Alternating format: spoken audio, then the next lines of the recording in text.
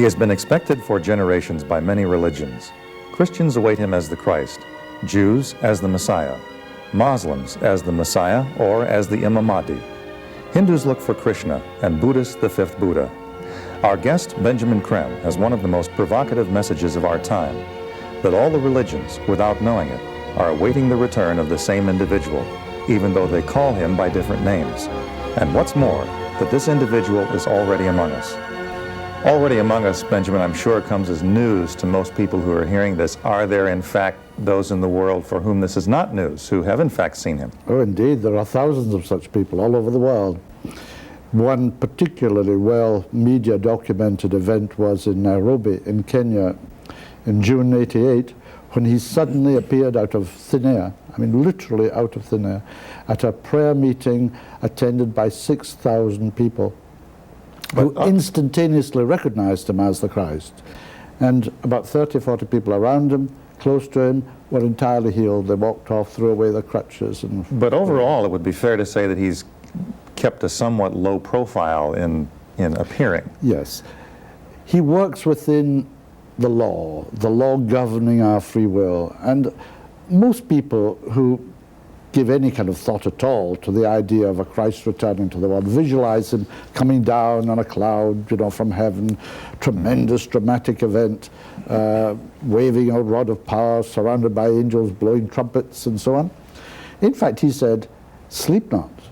Keep awake, keep alert, for I come like a thief in the night, in such an hour as you think not." And that's exactly what he has done. You're talking about the second coming. Question might be, are you a missionary, a theologian? What are you, and where is this all stemming from? None of these things. I'm not an evangelist, a missionary. I may be a man with a mission, but not a missionary. You know, there is a difference.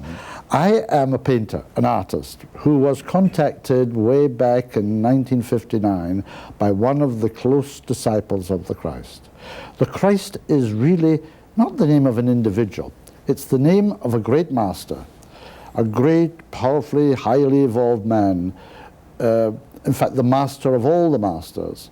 And the masters are men like us who have really preceded us in evolution and finished this evolutionary path on which we are all set. I was contacted by one of these masters who lives in the Himalayas early in '59. He sent another disciple to tell me that I was being contacted, and then he contacted me himself. And soon after that, he said, "Now our master, the master of all the masters, has something important to tell you." And then the voice of his master, the Lord Maitreya, to give him his personal name, who is the master who embodies what we call the Christ principle.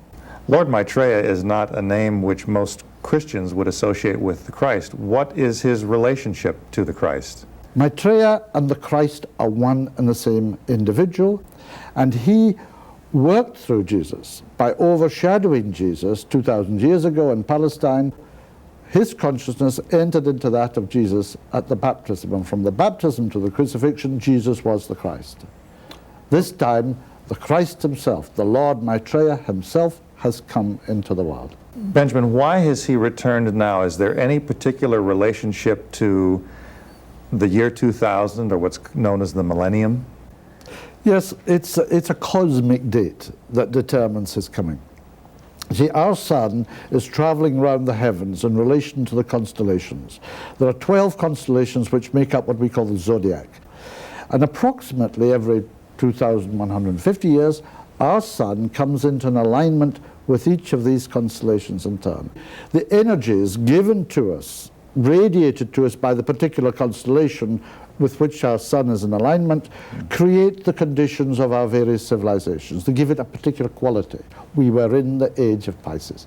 This is now coming to an end. It was inaugurated by Jesus as the Christ 2,000 years ago. Maitreya has returned to take up the work which will be really the work of the cycle of Aquarius. You certainly, I would guess, are not the only person, the first and only person to have gotten this information. Are there some antecedents to it? I'm a student of esotericism, and that tradition posits the whole history of the race. and the reappearance not only of the Christ, but of a succession of avatars down through the ages. There has never been an age, a cosmic cycle, without such a teacher coming before humanity, teaching, giving us the steps which will lead us on to a further expression of our potential, which is our potential divinity. So is this really the message of all these teachers, is to be sort of a coach for humanity in a sense? Is that their purpose teachers, for being here? Indeed. Not to erect religions, or is it? Well, religions have most times been erected around them, but they themselves never claimed to be divine. But most teachers have been made into, even the Buddha, who didn't even postulate a God. He is made into a God, worshipped by Buddhists and so on. The Christ is made into a God by his followers, and Muhammad, if not exactly a God, is nevertheless worshipped as if he were a God. And didn't Jesus say not to create idols? Indeed. All of these teachers have been idolized. They have all been put up into heaven or nirvana or someplace well out of the way, so that humanity could get on with its everyday corruption. That's what it's all about. If there is nobody actually, living among you as a living presence and a living teaching, then of course you can be as corrupt as you like. That's what humanity does. Let's go back to your story. We have this antecedent of the esoteric teachings. And you were contacted about this emergence. Did you expect it? No, not at all. You didn't expect it? Not at all. I knew about the masters, but I wasn't expecting any kind of contact. But this communication that you had first from the master and then from Lord Maitreya, how did it come to you? It's telepathic. You hear a voice inside, only it doesn't go through the air Well, in the itself. beginning it was a loud voice. He has listened and listened that voice until it's a thin kind of murmur, but it still gets the point across. Yeah, sure. You got the message first from a master and then from Maitreya himself. And what did he say? He said, I myself am coming, and far sooner than anyone thinks possible. It will be in about 20 years. In the event it was 18 years. And he said, and you will have a role to play in my coming if you accept it. And then the master said, well, you've heard something today which has changed your view of things. The time is coming when you will be expected to act upon this and affirm his coming. He said that on 2 occasions, and then he dropped the whole subject for years and years and years, and I gradually forgot about it. Until 1972, when the master began to train me and prepare me in very precise and scientific ways for the work which I've been doing ever since, which is really preparing the way somewhat for the Christ, creating the climate of hope, of expectancy for his coming, so that he can enter our lives without infringing our free will. That's what it's all about. Because of the fact that Maitreya, the Christ, does not fit the exact mold of the traditional picture of the Christ, that some people would be a little bit skeptical and may even wonder if this is the Antichrist that you're talking about. Oh, indeed. It's a completely mistaken idea of what the Antichrist is. The Antichrist is not a man, it's an energy. It's a force. It's deliberately released to break down the old order. It was released in Roman times through the Emperor Nero to break down the Roman dispensation to prepare the way for Christendom. It was released again in our time through Hitler, with a group around him in Nazi Germany, together with a group of militarists in Japan and another group in Italy. And these 3 powers, the Axis powers in the war with the Allies from 39 to 45, embodied the energy we call the Antichrist. It has been, it's gone, it's done its destructive work. It is behind us and has prepared the way for the coming of the Christ. What are the primary reasons he has returned? He has come to show humanity how to live together in peace as brothers and sisters of one humanity. He says this is easier than you imagine. It requires only the acceptance of the principle of sharing. He says we have a choice. We could go on in the ways in which we're going now, which are leading us to the edge of a precipice and destroy all life on this planet, or accept that we are brothers and sisters of one humanity under the one God, and therefore the food, the raw materials, the energy, the science, the educational facilities of the world belong to everybody and have to be shared more equitably around the world, so that you no longer have what he calls this blasphemy of millions of people literally right now starving to death in a world which is overflowing with food. Why has the Christ stayed so behind the scenes when there are millions of people starving in the world? Why doesn't he come out and solve the problem? By karmic law, he cannot simply create all the food and share it out and give it to all the starving millions. And we would say, oh, that's good. We don't need to do anything about this, you see? Clap our hands. This absolves us from our right to do it. It's our problem. But this obviously means a great change in political systems. Indeed, and of course we're witnessing that taking place right now. Yes. Talk a little bit about that. What is his role, if any? He has poured into the world a new energy, which he calls the energy of equilibrium. And this brings about harmony in the world.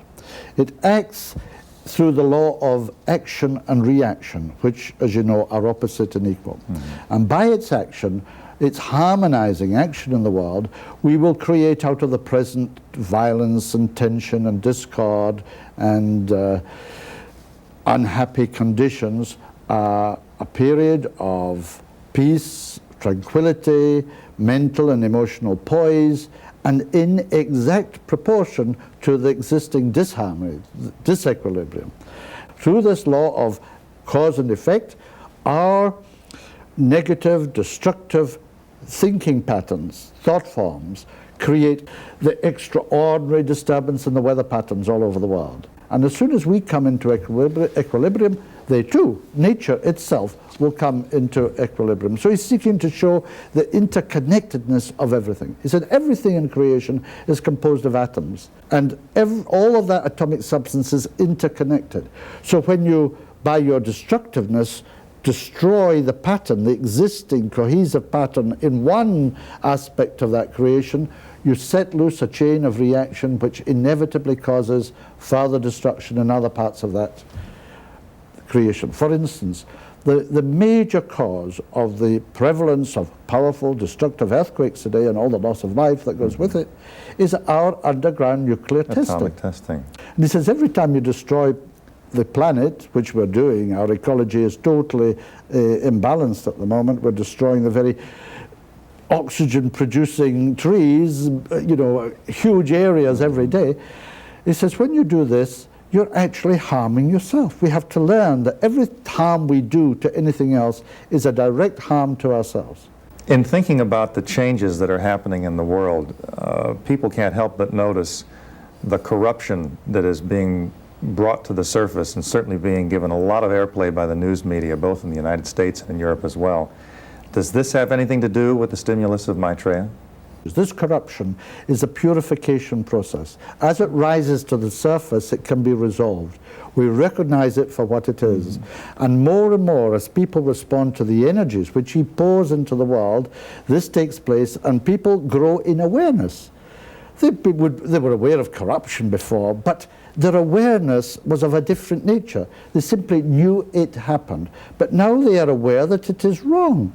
And that is why they've turned on the leaders in East Germany, in Czechoslovakia, in Romania, in Russia, in Poland, and so on and so on. One can go on, in South Africa, and all over the world. This tendency is towards not only democracy and freedom, but to cleansing the body politic, and so bring in those who really care altruistically about the well-being of all people. So suddenly, in a place like Czechoslovakia, you don't get a politician at the head of affairs, you get a playwright. And this is foretold by Maitreya. Let's get back to Maitreya himself. How does he appear? The most common is to appear to people in their dreams. And this has happened to people by the thousand all over the world, in every country. That's the most common way.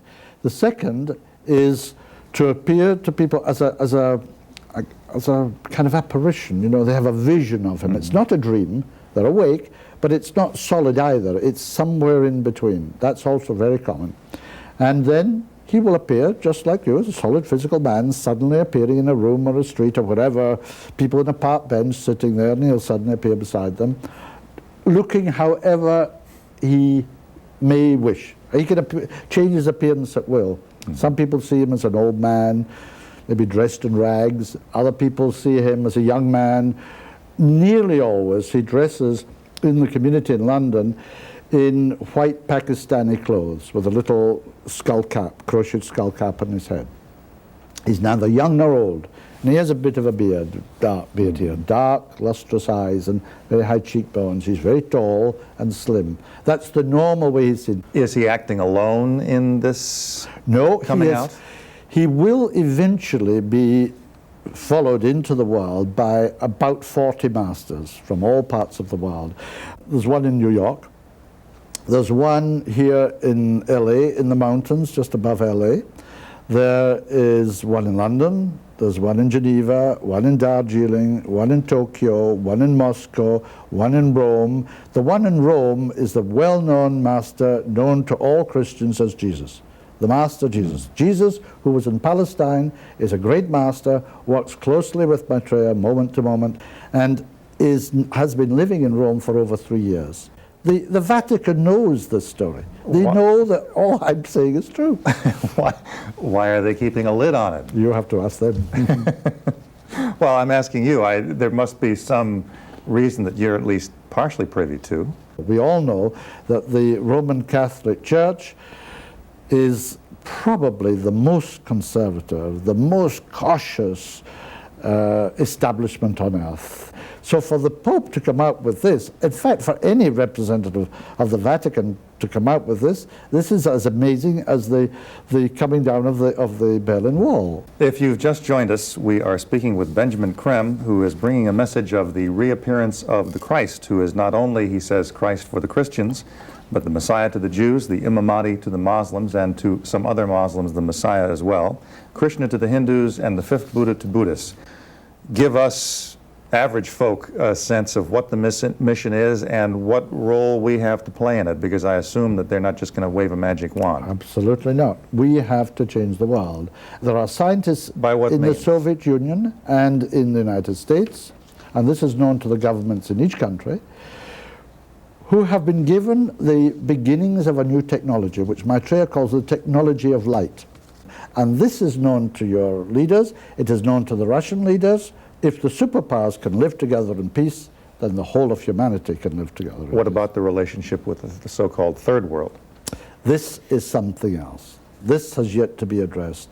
The developed world uses and wastes 83% of the resources of the world. The developing world, where the vast majority of the world's population are, have to make do with 17%.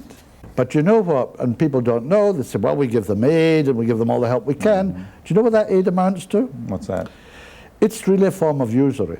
Last year, $40 billion more came from the developing world to the developed world in repayment of loans, the interest on the loans, than went the other way in new loans. $40 billion. Isn't the whole international monetary system or systems part of the problem too? Indeed. He says the new creed of all the nations is the economy. And at the basis of this is what is called market forces. Now, market forces he calls satanic forces. They follow only greed and possessiveness. They don't answer necessity. If they answered necessity, then they would be good. But they don't answer necessity. The necessity, for instance, of the third world, who are also dominated by market forces, but market forces manipulated by the developed world. Greed and possessiveness is the result of conditioning. It's the result, he says, of people not knowing who they are. And what are we really? He says, really, the only thing that matters, he says, is the self. How does a person become aware of the self? How do you get to know the self and what it is? It grows through honesty of mind, sincerity of spirit, and detachment. People think one thing, say another, and do something entirely different. That's dishonesty of mind. Do what you think, be what you think, be who you are, and don't follow other people, don't imitate. What do you mean by sincerity of spirit? It is to be sincere to what you actually believe, what you actually experience moment to moment in life. And to be your own man, in a word, or woman. And detachment is the process whereby you become more and more detached from the illusion that you are the body, that you are this set of emotions, that you are the mind, the constructions of the mind are you. You say, I say to you, what are you? I say, oh, I'm a communist. I've been a member of the party for 25 years. You're not a communist. There's no such thing as a communist. There are only people who believe in this mental concept, which we call republicanism or capitalism or communism or whatever. He says these isms are drugs. He said, get away from these isms and be who you are, the divine self. He says you can become aware sometimes that there is something behind you, around you, that you're not alone, that you're involved in some living presence. That is the self. That is the Almighty. What has yet to happen before most of the world, or if not all the world, sees Maitreya?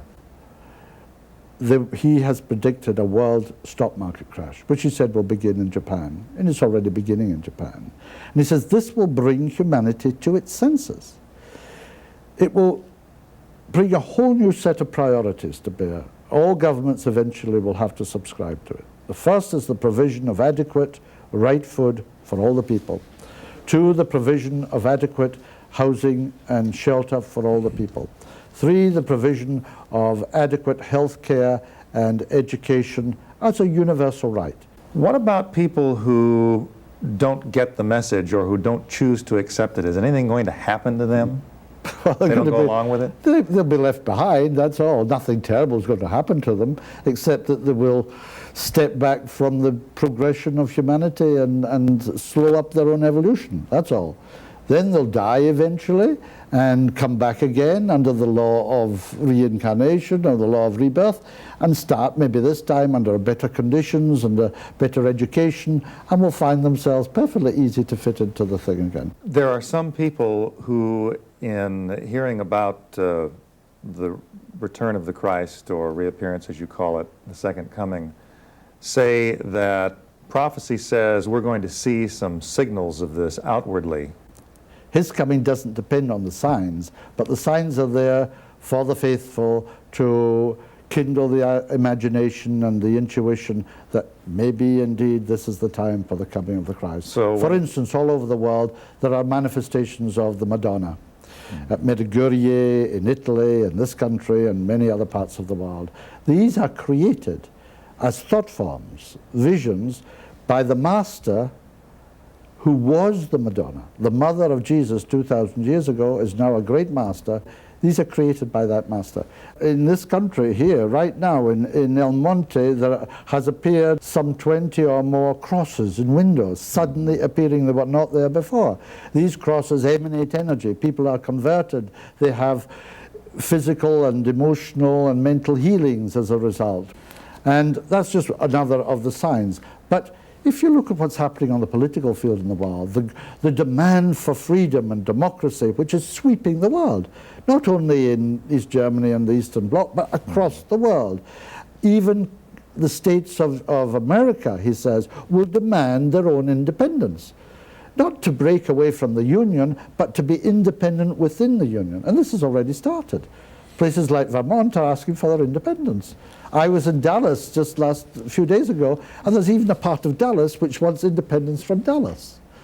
This demand for independence and freedom and so on is coming to the hearts of everybody, and that's the result of the energy which he pours into the world, which creates this demand for self-expression, for self-identity.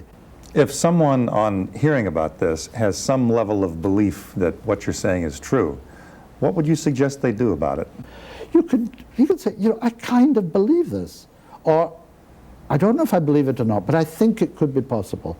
Or, well, I'd say 5% I believe it, and 95% I have an open mind. But whatever the percentage of belief is, make it known at that level. You don't need to be 100% sure in order to say, I heard this guy talking. Right. That's all you need to do. That helps to create the climate in which he can the more quickly emerge into the open arena of the world. What has to happen, and how will all of the rest of us who have not yet seen him see him, and how are we going to know that he is who you say he is? When we invite him. when we invite him forward. He is creating the conditions which, if they are carried out according to plan, will make a great demand in the world for a sight of him. And when this demand is loud enough, the media responding enough, he will hold a great press conference within the media to which he will present his credentials and expects then to be invited to speak to the whole world, now avowedly as the world teacher. That will be the day of declaration. That will be an extraordinary day. The television networks of the world will be linked together by satellite, which are there for this purpose. All eyes will see him, as it says in the Bible. For the only way in which it is possible for that Bible prophecy to be fulfilled, all eyes will see him, wherever you have television. But he won't actually speak. He would say a word, but his thoughts, ideas, his call to humanity for justice, for sharing, for brotherhood, and therefore for peace, will take place silently, telepathically. And each of us will hear him inwardly in our own language. At the same time, his energy, the Christ principle, the Christ consciousness, the second aspect of the divinity, will flow through the hearts of all humanity. He said it will be as if I embrace mankind. And he said people will feel it even physically. And this will bring about an intuitive, heartfelt response to the message. And at the same time, on the outer physical plane, there will be hundreds of thousands of spontaneous miracle cures all over the planet. And in these three ways, you will know that that one is the world teacher.